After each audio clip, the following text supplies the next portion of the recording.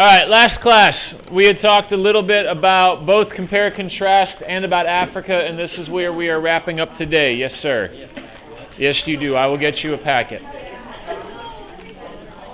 Now, last class, we were talking about compare contrast statements and how to create a good one. You got a little bit of practice with this. And then we just kind of threw you right into the middle of it. And so as a quick refresher, what I want you to do right now, taking a look at the two compare contrast statements on the screen, which are the same ones as in your packet, I want you to think of some possible responses to that first prompt. Yes, the one referring to the Bedouin. Don't write it down yet. Let's see if we can get a couple of ideas. All right, so one way that early Africa and the early Bedouin are socially similar is that they both what? What you got, David? All right, perfect. Is that they are both tribal societies because they... What made them both be tribal-based societies? All right, A, because they're geographically separated. What else? I heard something over here. All right, because they weren't politically unified into some sort of massive civilization or empire. Why else, Nick? Lived in very harsh climates. Okay, they lived in very harsh climates that required social collaboration. All right, good. All of those things would meet the because criteria. So you can say that they're all tribal societies because they, whichever because statement you like best, because they live in harsh conditions, because they're geographically divided, whatever option you like the best, whatever one you feel you could best explain. And again, what you need to remember about the compare-contrast essay, there is no single correct response. They are written purposely so that you have multiple options. They're not trying to trick you. They're not trying to force you into one particular corner and all other options are wrong. They want variety. Do we have any other ways that early African and early Bedouin are socially similar? Anything come to mind? All right. We could say that they're probably more hunter-gatherer based early on, or herders. All right, they're socially similar in that many areas did not adopt agriculture immediately. You could go that route too, yeah.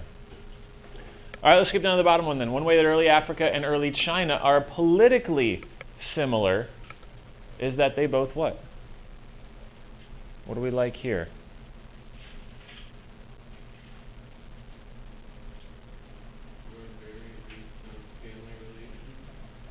Okay. Politically similar in that they both emphasized family relationships as a form of control. You can maybe argue that one. What else, Ever? Okay. Used in that they're politically similar in that they both used religion as a means of political control. What evidence do we have of that in China? What concept? Mandate of heaven. Mandate of heaven. What do we see in Africa? Witch doctors. All right, witch doctors. Now, if they both use religion as a form of political control, why does that exist? They both use religion as a form of political control because they what? Why does that similarity exist? Why would they both use religion as a form of political control? They had people who were uninformed enough to believe them. Okay, we can go the cynical route and say because they had people that were uninformed enough to believe them. Okay, what's another option? Because it increased the power of the rulers. Anytime you can combine political and spiritual control. Wasn't they both Because they both used religion in their government because they're politically similar in that they both used religion as a form of political control. Because it granted the leaders more power.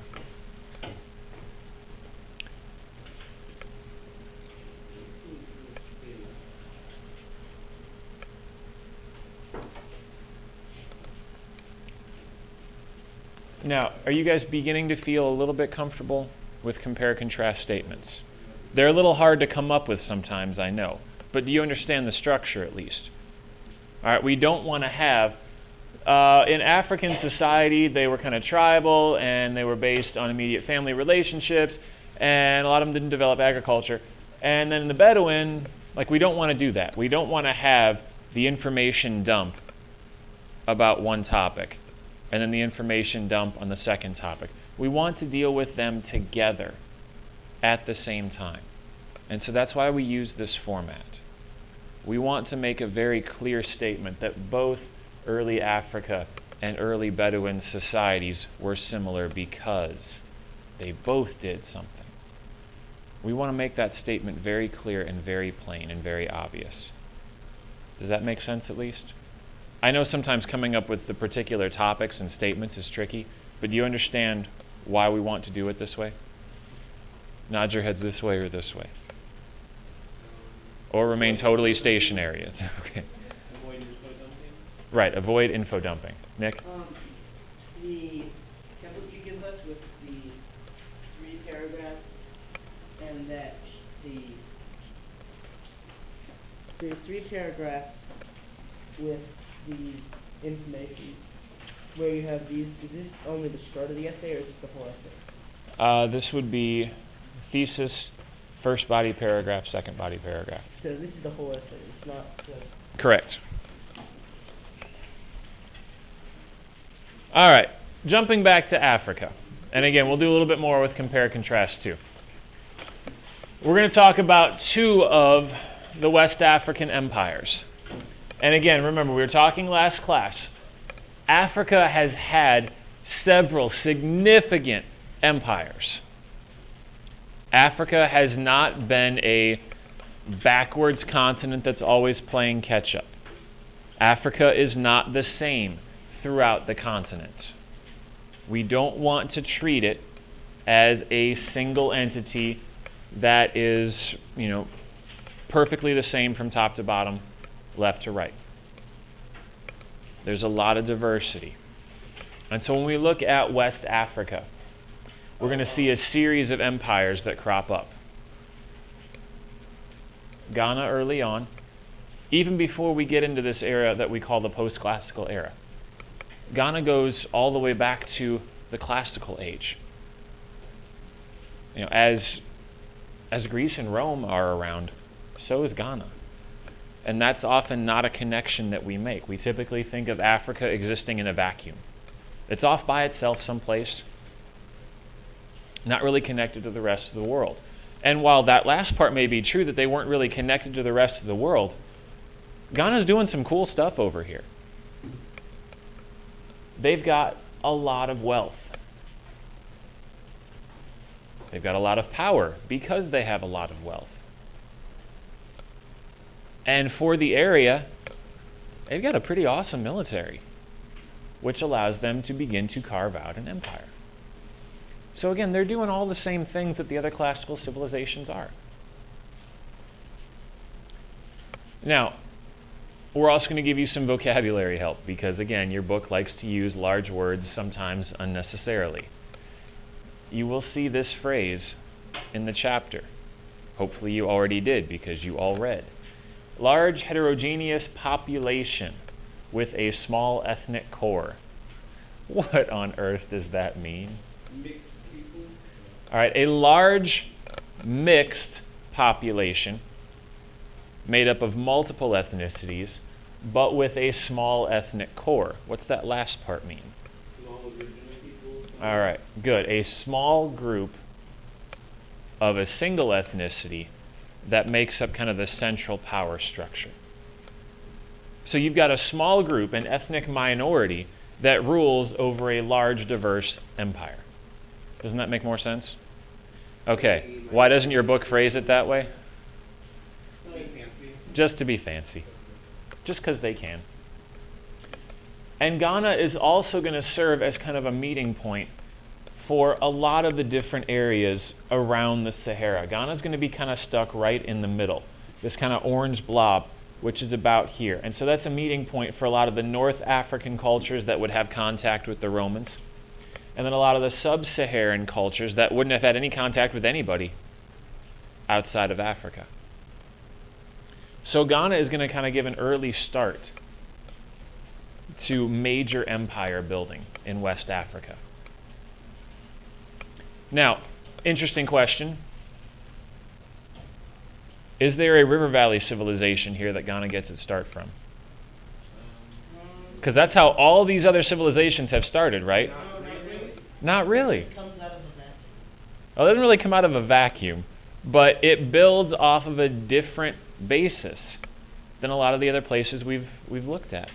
What would be the closest river valley civilization to them? Egypt. And yet there's very little in common, right? And it's a little too far, especially given that you got the Sahara in the middle. So this is going to be one of the interesting parts of West Africa, is it develops differently. It doesn't follow the usual pattern of river valley civilization, basic principles of society, slightly larger, agriculture grows, political systems evolve, next step, next step. West Africa is not going to do that. Now, by the time we get to Mali, civilization in West Africa is only going to have improved from an already pretty significant empire in Ghana. And the first thing to note, well, I guess the last thing to note, is look how long the empire in Ghana lasted. That's 700 years. That's a long run. Exactly. And now when you get down to Mali, notice the changes. First of all, this empire is based around a global religion, Islam, which tells you that by this point, Islam has infiltrated North and Western Africa and has influenced any number of societies, Mali being just one of them. Now, because we have a massive empire, what are most people probably going to engage in terms of their occupation? Farming, agriculture. But you are also going to have a significant amount of trade because of all the gold. And this is a fun vocab word for you, the Jula. Did anybody read and figure out who they are? Merchants.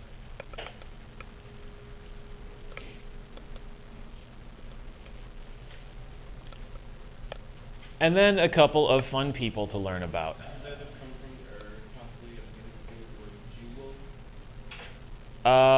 Probably not, because English is not going to provide the foundation for many other languages. It does sound familiar, though. Mm-hmm. That would be a good question for Mr. Owens. Yep. He's crazy smart. Now, two people you need to know. Sundiata and Mansa Musa. Partly just because their names are awesome. Sundiata. Doesn't it say another spelling is S-U-N-J-A-T? Uh-huh. And again, it's that issue that English has with trying to make sounds from other languages. Yep. Sundiata is closer to how it's supposed to be pronounced. But Sundiata and Mansa Musa are going to be the two Malian kings that make Mali famous throughout the rest of the known world at the time. And particularly Mansa Musa. Anybody catch what Mansa Musa does during his reign, Alia?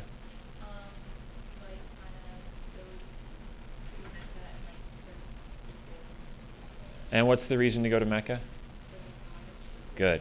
So because this is a Muslim empire, and Mansa Musa is the ruler of a Muslim empire, that makes him Muslim. And so he has to go to Mecca at some point during his life and make the pilgrimage. Didn't the book say that he spread so much gold that there was a general valuation Yes, he did, because he goes in style. So again, if you want to go back to Aladdin just for a moment, no, we're still not watching it. You remember when Aladdin makes his wish to be a prince and he makes his entrance into the city with the whole parade? Yeah. That's what Mansa Musa does, all the way from Mali to Mecca. Hey there. Okay, thanks. Wait, no, wrong room. Yeah,